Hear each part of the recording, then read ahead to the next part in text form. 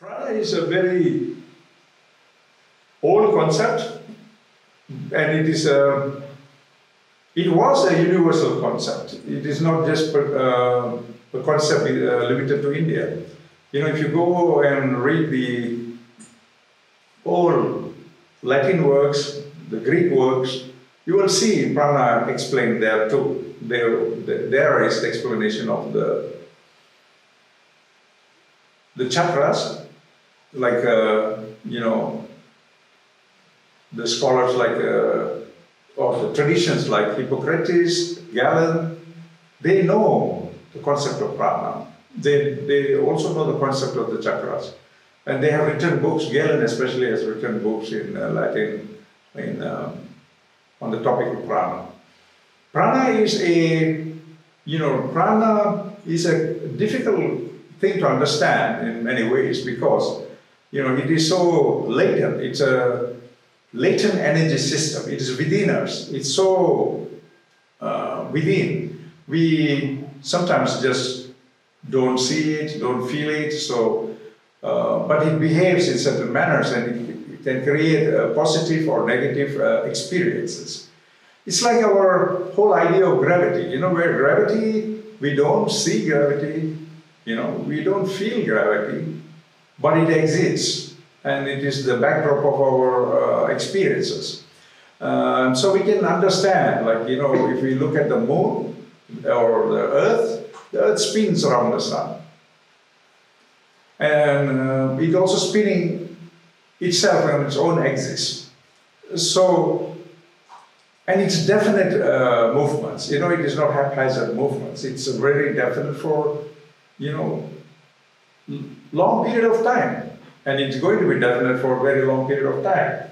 And this is, perceptible only if we are observing it seriously. Otherwise, we just see a dot, a dot experience. The moon has a dot experience, the sun has a dot experience. It's just a dot. If you are trying to look at it from our, two eyes, the mundane eyes, we only see dots in the sky. We wake up in the morning and then we see the sunrise, and then it's just a dot, and then the moon comes and there's another dot in the evening. So, but when we observe it, there are very interesting, phenomena, etc.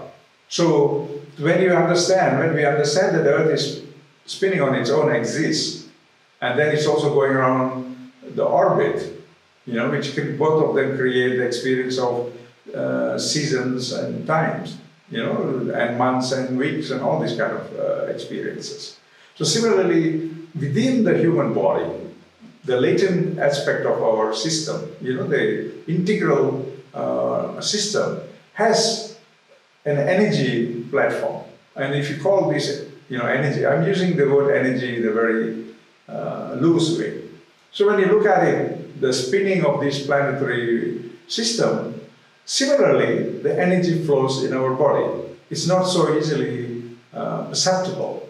But then we have, the organ systems, we have the emotions, we have our mind, we have our hormones. All these are, to the ancient world of organic science or Ayurveda and yoga, it's perceptible. We can measure it, we can understand it, and we can see, the balance and imbalance. When it is in balance, then we have good health, which means an integral whole as health. And if it is in imbalance, then we have what we call diseases or illnesses or whatever we want to call it in English. So these prana, that is the latent energy. It's not the breathing. The breathing is used to guide the prana, but it is not the breathing.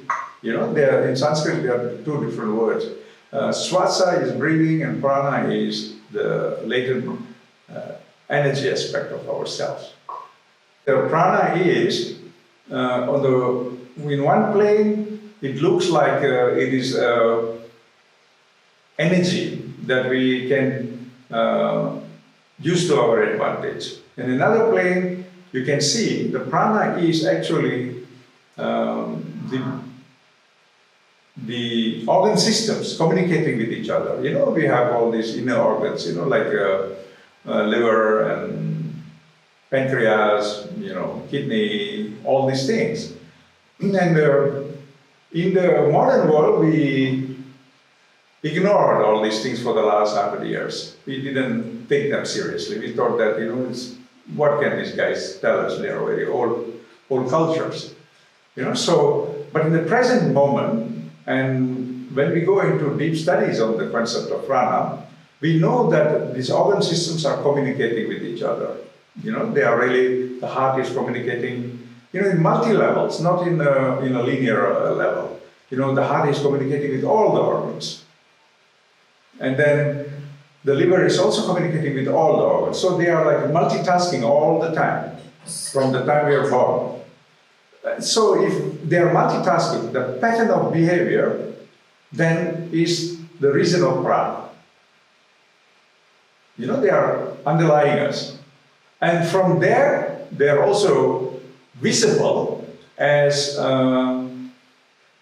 systems of energy. You know, like you can see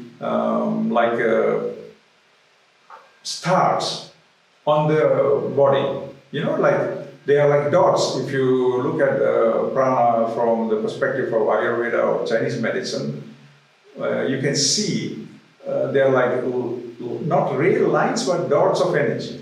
You know, and these dots are connectable from deep study and awareness. So prana then is a complicated study in one sense, and the ancient world is saying, okay, the study is complicated, but the practice is not so complicated, because the practice is we can culture and reculture the prana by using asanas, by using bandhas, by using pranayama, and then this has a benefit where we can take advantage of. You know, so it's almost the advantage is like, you know, like summer you can run around outside, winter we can run inside to the house. You know, they are subtle influences. You know, we experience it, but we don't realize it.